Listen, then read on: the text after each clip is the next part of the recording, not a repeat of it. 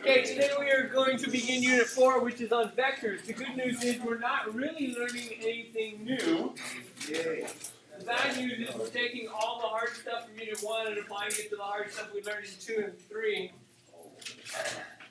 Making it all better, but we're smart enough to handle that now, so we're good. So in previous units, of course, we learned that some things have vector and some things are scalar. Vector things needed both a magnitude and a direction, and among these were velocity and displacement and acceleration and force. And all of these, we had to know how big it was, but also what direction it was pointing. We are going to learn more things that are vector, but for now we've learned enough about formulas, we've learned enough about the process to expand this a little bit and start going in different directions. So up till now we've been dealing with up or down or backwards and forwards, and we could get away with positive and negative as our direction. And that worked out fine as long as I was going in a line. But what happens if we're not going in a straight line? So if we are in a line, we deal with it like this. We got somebody pulling 100 newtons east, somebody else is pulling 80 newtons west. Who's winning? East. East. By how much? 20. 20. In what direction? East. So my resultant's just going to be 20 east. It's that simple when it's in a straight line. But what if it's not in a straight line? What if we have different directions? It's not that bad. But we do need a new orientation system. The one that we're going to use is called the bearing angle system. And the bearing angle system is what everybody on Earth outside of math class uses to deal with. So in math class, there is a logic, there is a rationale for why they use the system that they do use, but nobody to navigate on Earth actually uses that. We all use the bearing angle system. And so the bearing angle system describes the points of a compass with north pointing at 0. Now this freaks a few people out, because when we put a map up against the wall, what direction is this? 90 degrees. That's always north. North is always up, but the problem is we start thinking that this is north. This is not north, that is up. North is that way. The cow up front faces north. The gym side of the school is south. That side is east. This side is west. So north, south, east, and west work on this plane. It doesn't work on this plane. So this is up, not north. I know you see that on the wall all the time. It says this is north. And so some people think, oh, yeah, north, that's up. No, north isn't up. North is that way. Everybody got that? Okay. So the compass works like this, and again, it only works horizontally. So this is our beautiful compass. North is up here. It's going to be 0 degrees. East is 90. South is 180. West is 270. North is 360 again. You're saying, how come north has 2 degrees? Because it's both the beginning and the end of the circle. So if I'm looking at north from this side, I think north is 0 degrees. And if I look at north from this side, I think north is 360. So obviously north and east make a 90-degree angle, so if this is 0, that's 90. Really tricky, right? This is another 90, so 90 plus 90 is 180, and another 90 makes 270, and another 90 makes 360. So those numbers are not too hard to figure out. In case you forget them, I just add my 90. So yeah, that's our pretty compass. Now, if I'm going west, that means I have a heading of 270. So basically, you're a little person standing at the exact center, and whatever direction you happen to be pointing is the direction you're pointing. So right now, I'm facing east, so I'm going at 90 degrees. If I point this way, I'm pointing at 0 degrees. If I'm pointing this way, I'm pointing at like 30 degrees. Get it? So direction I'm pointing. Now, that's great, but what happens if I'm comparing it to another angle, or comparing it to one of my compass points? If I'm 15 degrees east of south, then I'm 165. And you're saying, what, huh? Okay, if I'm east of south, well, compared to south, I am east of that. So if this is 15 degrees east of south, are the numbers getting bigger or smaller going this way? Smaller. They're getting smaller. So I'm 15 degrees smaller than 180. So 180 minus 15 gives me 165. So this would be 165. Get it? What would my heading be if I'm 25 degrees north of west?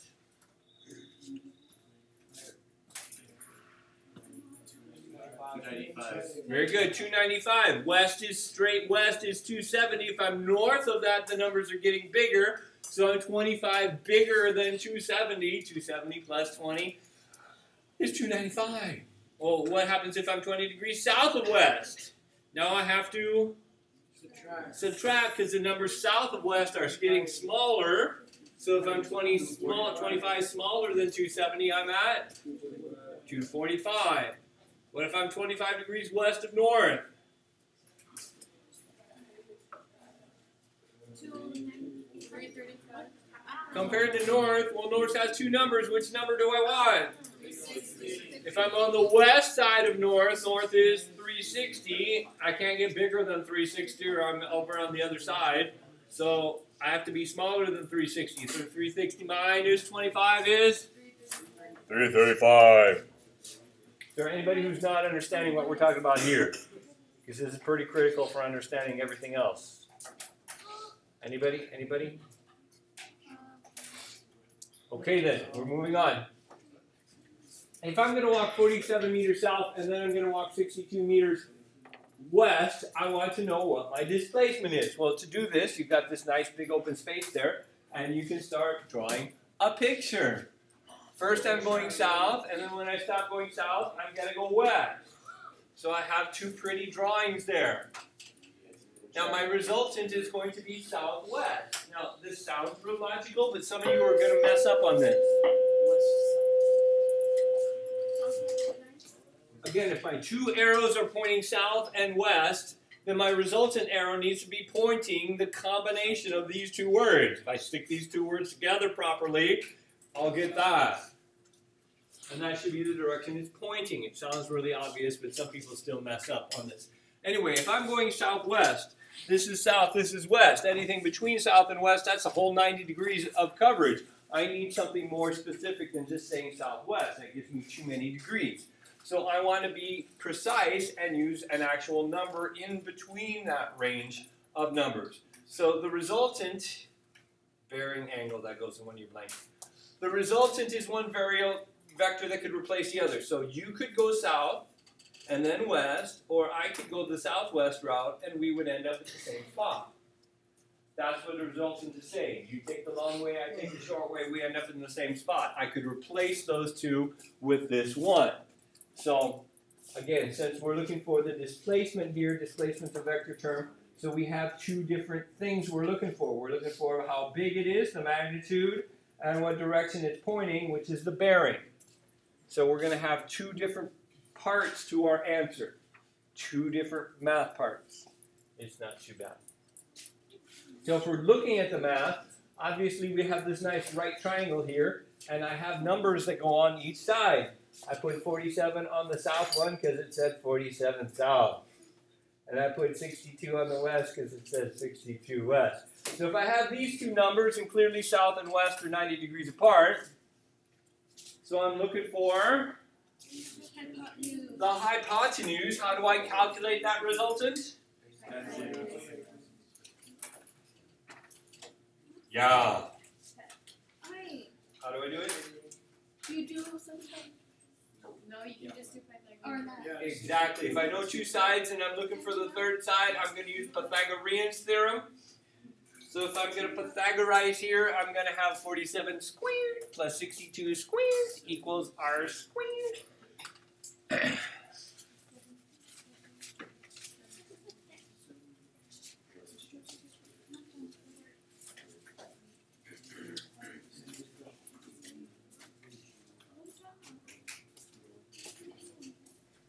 Somebody have a calculator that's in the back.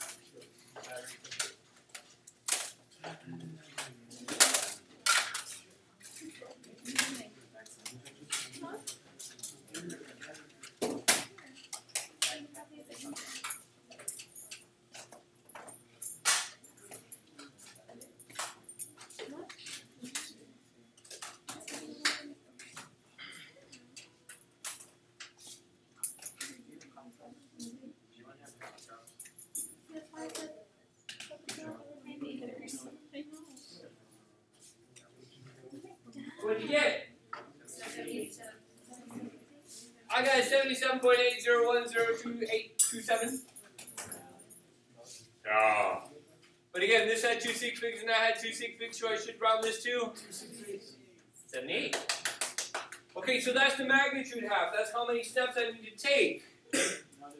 But I need to figure out where do I point. So now how do I calculate the direction? Well, we need to start with the starting angle. So I started up on the top.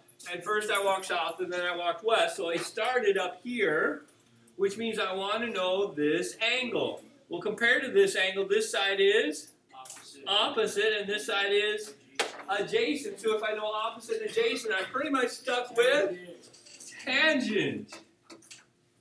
So if I'm looking for tangent here, I'm looking for the angle. I didn't give you the angle, but we're looking for the angle. When we look for the angle, we have to hit second tangent, inverse tangent, tangent to the -1, whichever one makes us happy. So we hit tangent to the -1, and then we're going to put the opposite over the adjacent. So we're going to put the 62 over the 47 inside the parentheses. And then we're going to hit equals. And of course, it will lie to us if we are not in degrees. So it may not hurt to double check that you're in degree mode. And then I told you before that for degrees, I just want whole numbers. 53.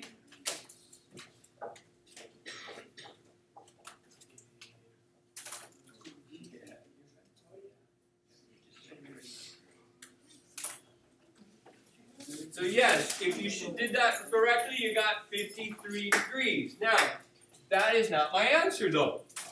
53 degrees just tells me how big this angle is right here. Well, that says that this line and this line are 53 apart. Do I know where one of those lines is pointing? Definitely. I know this one is pointing south, and how many degrees is south? 180. So a minute ago we said, hey, if I'm 53 west of south, are the numbers getting bigger or smaller? They're getting bigger. So I must be 53 degrees bigger than 180. Just making sense? Yes. So this puppy must be pointing at 53 plus 180 gives me 233. So that is my direction. So now I need to take my first answer and my second answer and throw them together. So the final way to write this, that you'd put in a nice pretty box, would be 78 ohms at 233 degrees. So the 78 ohms is my magnitude and the 233 is my direction. Get it? How many people thought that was pretty easy? Good, because it's pretty easy. Why is it weird? I don't know the right thing.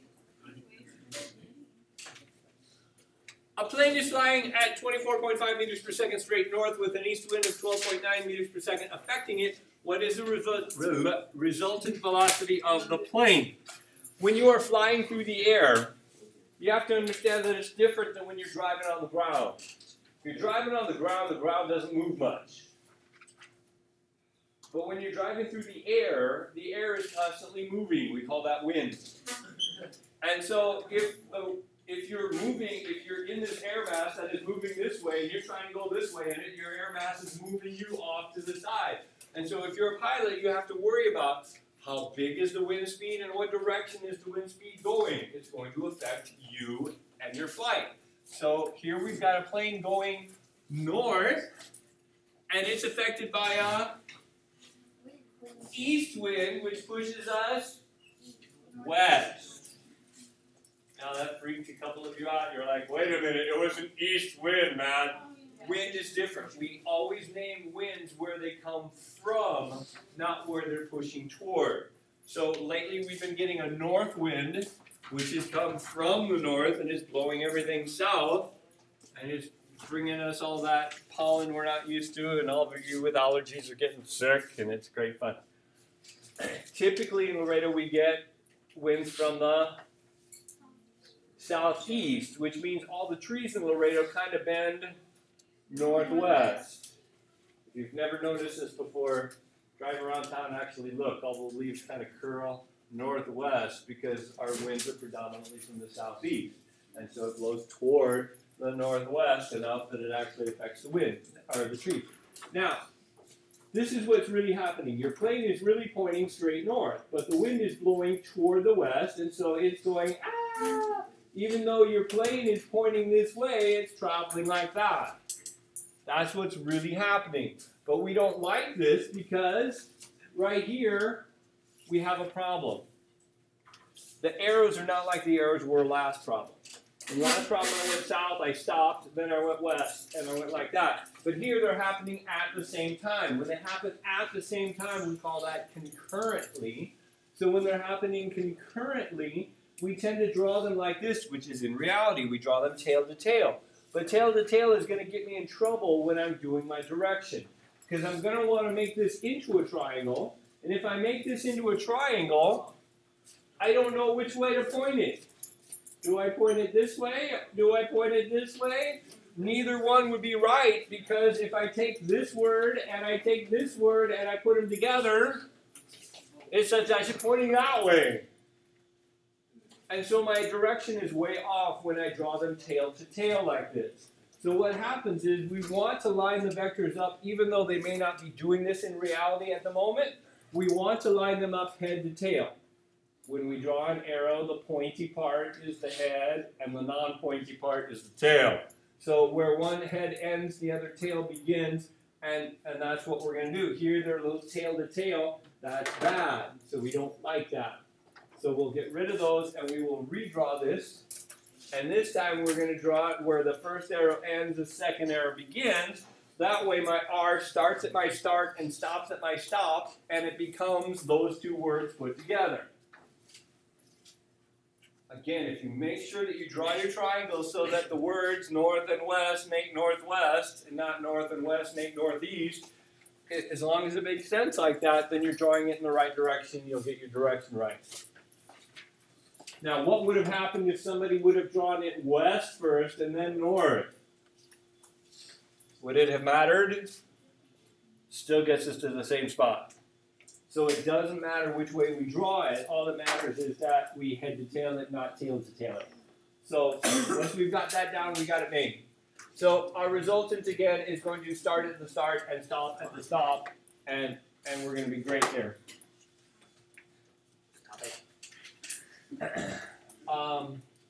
Yeah. So if we put in our numbers,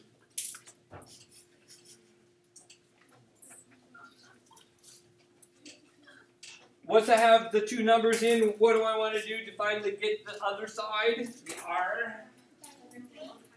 I want to Pythagorize. So again, we're going to find R by Pythagorizing, so it's going to be 12.9 squared plus 24.5 squared.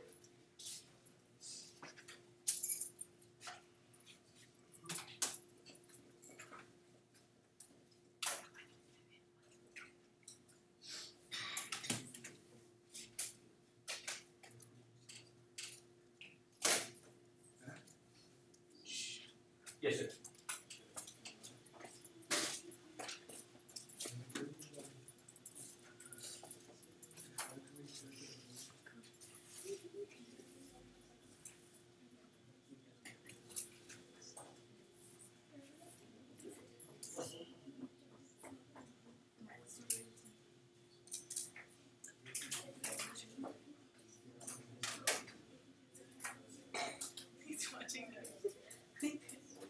Oh, what'd you get?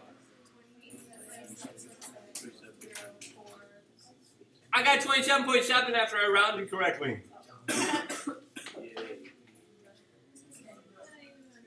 Now, one thing I want to point out to you.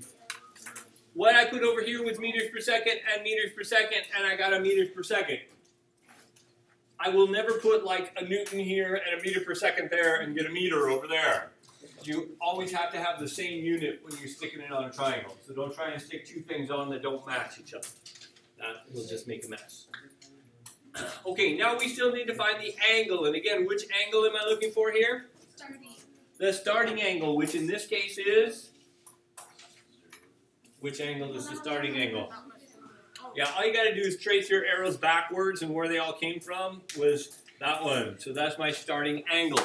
So again, when I look at this, I say, hey, the 12.9 is opposite, and the 24.5 is adjacent. And if I have opposite and adjacent, I'm thinking I'm going to have to use tangent again.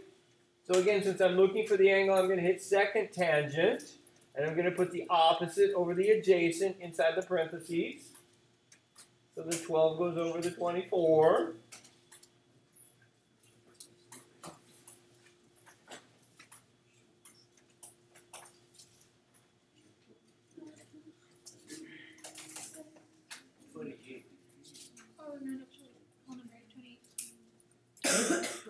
And again, in degrees, I just want whole numbers. So which whole number did we get here? 28. I got 28. So again, that means this is 28 degrees, which means this line and this line are pointing 28 degrees apart. Do I know where one of these is pointing? I know this one's pointing straight north, and north has two numbers. Which number do I care about it if I'm looking from the west side? Yeah, this is 360. So is this 28 bigger or 28 smaller than 360? 28 smaller than 360. So I'm going to take 360 minus the 28. That's going to give me 332. So this one is pointing at 332. Capiche? So the final way of writing this answer would be